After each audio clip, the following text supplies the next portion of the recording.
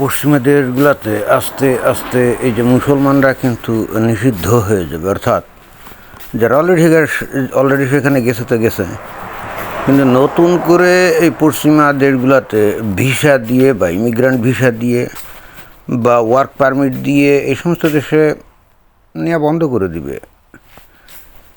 এবং সেটার জন্য দায়ী কিন্তু মুসলমানরা নিজেরাই, এমন না যে তারা খুব ঘৃণা করে এদেরকে, বিষয়টা আসলে তা না। ঘটনা বুঝতে গেলে এখানে এই একটা খবর আছে, সেটা একটু ভালো করে যদি আমরা পর্যালোচনা করি তাহলে বিষয়টা বুঝতে পারবো। খবরটা হলো ইতালিতে বোরখা পরতে বাধ্য করায় বাংলাদেশি মায়ের কারাদণ্ড। বোরখা না পরায় নিজ সন্তানকে মারধর ও নির্যাতনের দায়ে এক বাংলাদেশি নারীকে 2 বছরের কারাদণ্ড দিয়েছে ইতালি কর্তৃপক্ষ আর কি, ইতালির বিচারক। ঘটনাটা কি? ঘটনা হচ্ছে এই মহিলার একটা মেয়ে ছিল, বয়স 12 না 13। তো এখন ওই ইতালিতে থাকে, সবাই স্কুলে যায়। তো যখন যায় তখন বোরকা হিজাব এগুলো তো পরে না, ওই দেশের রীতি অনুযায়ী তো এগুলো পরে না। তো না পড়ার কারণে ওর মা ভয়ঙ্কর ধর্মান্ধ, ওই যে ওর মাকে যে অ্যারেস্ট করছে, দেখা যাচ্ছে, দেখেন কি অবস্থা। ইটালি গেছে, কিন্তু ইটালির রীতিনীতি নিয়মকানুন তা মানবে না, মানে পাত্তাই দিবে না, কারণ এটা হলো ধর্মীয় বিশ্বাস, তাই না? তো ওখানে গিয়ে ধর্মীয় স্বাধীনতা ফলায় আর কি। তো মেয়েটাকে নিয়মিত নির্যাতন করার পরে মেয়েটা তো কোনো জায়গায় অভিযোগটা দায়ের করতে পারছিল না। পরে হচ্ছে কি, ওই মেয়েটা যে স্কুলে পড়তো ওখানে একটা পরীক্ষা হয়। তো ওই পরীক্ষাতে একটা রচনা লিখতে বলে আর কি। তো ওই মেয়েটা কী করছে, ওই রচনা লেখার ফলে ওখানে তার ওপর তার পরিবারের পক্ষ থেকে যে অত্যাচার নির্যাতন করা হয়, পুরো বিষয়টা সুন্দর করে ওখানে লিখে দিয়েছে। তো স্বাভাবিকভাবে যা ঘটার তাই ঘটে গেছে। ওইটা প্রথমত শিক্ষকের নজরে আসছে এবং অতঃপর শিক্ষক ডেকে জিজ্ঞেস করছে ঘটনা কি। তো মেয়েটা তো বলে দিয়েছে ওটা তার জীবনের কাহিনী। এবং অতঃপর থানা, পুলিশ, কেস কারবার, বিচার, এবং বিচারে এই মহিলা অর্থাৎ ওই ছাত্রীটির মাকে কী করছে, 2 বছরের কারাদণ্ড দিয়েছে। তো এখন আপনি চিন্তা করেন, ইতালি তো এদেরকে আরে বরে একেবারে মহাসমারোহে আমন্ত্রণ করে ডেকে নিয়ে যায় নাই। এর স্বামী হয়তো বা নদীখাল, সাগর, মরুভূমি পাড়ি টাড়ি দিয়ে হয়তো অবৈধভাবে, ওই যে সাগর মরুভূমি পাড়ি দেয় না, ওভাবেই গেছে, অথবা হয়তো কাজের ভিসা নিয়েও যেতে পারে, তবে সম্ভাবনা ওটাই। তারপরে এই ইতালিতে কাজের লোকের একটু অভাব টভাব, এই কারণে কিন্তু এই সমস্ত লোকজনদেরকে ওরা এই গত বেশ কয়েক বছর ধরে আমরা তো দেখেছি যে ইতালিতে হাজার হাজার লোক এইভাবে নৌকা ডিঙ্গি পাড়ি দিয়ে টিয়ে যাইতো, অনেকে মারা যাইতো। তো ইতালি দেখছে আমাদের দেশের লোকজনও দরকার কাজের, তো ঠিক আছে, এদেরকে পাঠিয়ে দিয়ে কী লাভ। ইতালিয়ানরা বা ইতালি সরকার তো আর এদেরকে মুসলমান হিসেবে ট্রিট করেনি, করছে মানুষ হিসেবে, রাইট?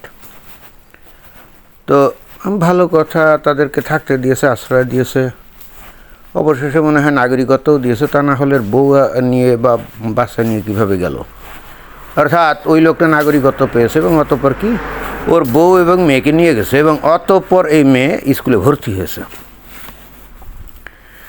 এখন এই যে মানে পরিবারটা গেল বাংলাদেশের থেকে, তাই না? তো ইতালি সরকার তো এদেরকে আমন্ত্রণ করে নিয়ে যায় না, এরাই ভালো জীবনযাপনের আশায় ওই ইতালিতে গেছে। যেটা আমি বারবার বলি, বারবার এই একই কথা বলি, যাতে মুমিন মুসলমানদের কানে কিছুটা হলেও পানি যায়, যে নিজের দেশে তার ইসলামের আদর্শ দিয়ে ধ্বংস করে, নিজের দেশটাকে ভাগাড় বানিয়ে, দোজখ বানিয়ে, এইবার জান পরাণ দিয়ে একেবারে জীবন বাজি রেখে পশ্চিমা দেশগুলোতে তারা রওনা দেয়, বৈধ অবৈধ নানাভাবে তারা যায়। এদেরকে ওই দেশগুলো আশ্রয় দেয়, যেমন ইতালি দিয়েছিল।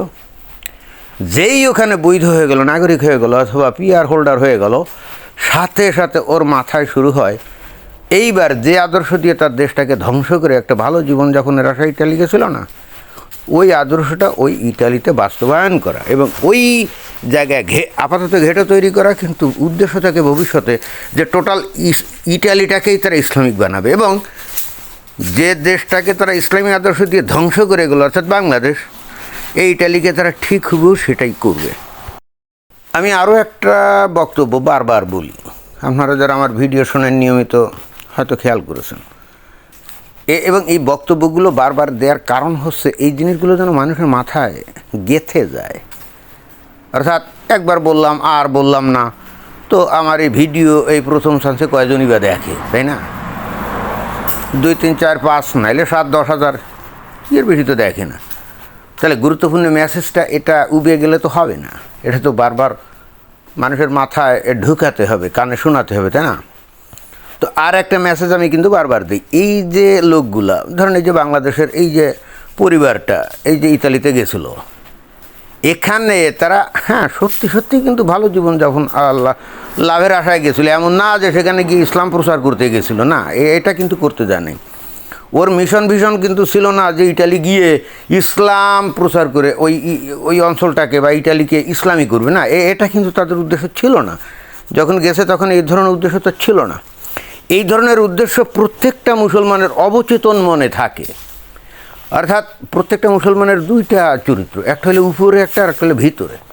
উপরের চরিত্র অনুযায়ী কোনো লোক দেখা যায় খুব বেশি ধার্মিক না, অনেকটা উদার, ধর্মনিরপেক্ষ, দেখা যায় যে ঠিকঠাক মতো নামাজ কালাম করেও না, ইসলাম মানেও না, বাট ভিতরে তার থাকে ইসলামের প্রতি প্রচণ্ড ভালোবাসা এবং ইসলামী অনুশাসনগুলো প্রচণ্ডভাবে মেনে চলার একটা উদগ্র কামনা এ অবচেতন মধ্যে থাকে।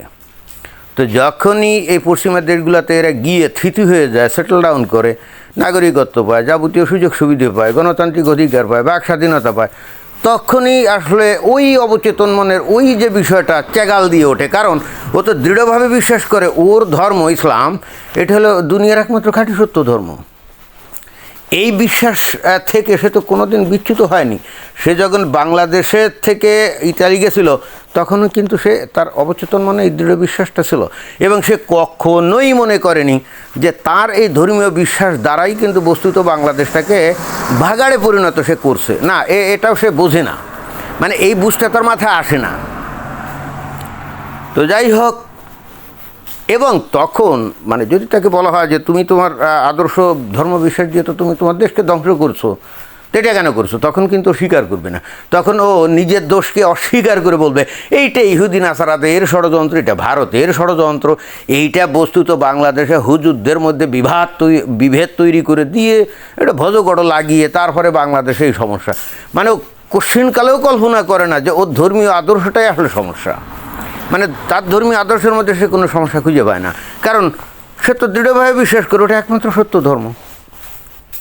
ওই একই ঘটনা ঘটে কিন্তু এই পশ্চিমা দেশগুলোতে যাওয়ার পরে, যখন ওই যে থিতু হয়, বৈধ হয়, যখন গণতান্ত্রিক অধিকার পায়, সব কিছু পেয়ে যায়, দেন শুরু হয়ে যায় অবচেতন মনের ওই তার বিশ্বাস করে একমাত্র সত্য ধর্মটাকে এইবার মাঠ লেভেলে মানে জনগণের মধ্যে, কমিউনিটির মধ্যে প্রসার এবং বাস্তবায়নের ধান্দা সে করে এবং শুরু করে সে নিজের পরিবার দিয়ে, তারপর কমিউনিটির মধ্যে, এইবার শুরু করে কমিউনিটির বাইরে যারা নাকি ইহুদি নাসারা কাফের আছে না, তাদের মধ্যে এইবার শুরু হয়ে যায় তার ইসলামী দাওয়াত। এবং এইটা একেবারে কান টানলে মাথা আসার মতো অটোমেটিক্যালি চলে আসে। সে কিন্তু এখানে ইসলাম প্রচার করার জন্য যায় না, ইসলামের শাসন প্রতিষ্ঠা করা তার স্বপ্নও ছিল না, বা এগুলো তার চিন্তার মধ্যেও ছিল না। কিন্তু অবচেতন মনে সে যে ইসলাম একমাত্র সত্য ধর্ম এই যে ধ্যান ধারণা পোষণ করতো না, ওটাই অতঃপর একটা পর্যায়ে এসে প্রকাশিত হতে থাকে এবং তখনই এই ধরনের ঘটনা ঘটে। যেমন এই যে ফ্যামিলিতে এই মহিলাটা ঠিক ওই রকম ঘটনা, যখন ইতালি গেছে তখন কি সে চিন্তা করছে যে আমি ইসলাম প্রচারের জন্য যাচ্ছি বা ইসলাম প্রতিষ্ঠা করবো, জি না, এমনকি পরিবারেও ইসলাম প্রতিষ্ঠা করবে এ চিন্তা চেতনা নিয়ে এসে যায়নি। কিন্তু যখনই আশেপাশে ইহুদি নাসারা কাফেররা যখন ওই তাদের মতো স্বাধীনভাবে চলাচল করে, যেখানে সেখানে মদের দোকান, মানে পশ্চিমা কালচার যেটা আর কি, তাই না, তো মহিলাটা চিন্তা করছে ওর মধ্যে পড়ে তার মেয়েটা আস্তে আস্তে নষ্ট হয়ে যাবে, ইমান নষ্ট হয়ে যাবে ইত্যাদি। ফলে ওই অল্প বয়স থেকে এখন তাকে জোর করে এই বোরকা পরানোর চেষ্টা করানো হচ্ছে। তো ফলে হচ্ছে কি, এই ঘটনাটা তো নতুন না, এরকম আরও ঘটনা এই পশ্চিমা দেশগুলোতে ঘটছে এবং পৃথিবীর বিভিন্ন দেশে অলরেডি বোরখা কিন্তু নিষিদ্ধ। এবং আমেরিকা দিয়ে শুরু হয়েছে, যে আমেরিকা সরাসরি ডিক্লেয়ার করছে মুসলমানদেরকে আর ইমিগ্রান্ট হিসেবে বাংলাদেশে আমেরিকাতে আসতে দেওয়া হবে না। এবং ধরে নেওয়া যায় যে এটা কিন্তু পরবর্তীতে পাশ্চাত্য বিভিন্ন দেশ এটা অনুসরণ করবে, এতে কিন্তু কোনো সন্দেহ নেই। এবং এর জন্য মুসলমানদের নিজস্ব খাসলত এগুলো দায়ী থাকবে, অর্থাৎ তাদের কারণেই এই ঘটনাটা ঘটবে। এটার জন্য তারা অন্যকে দোষ দিয়ে কোনো লাভ নেই। ধন্যবাদ।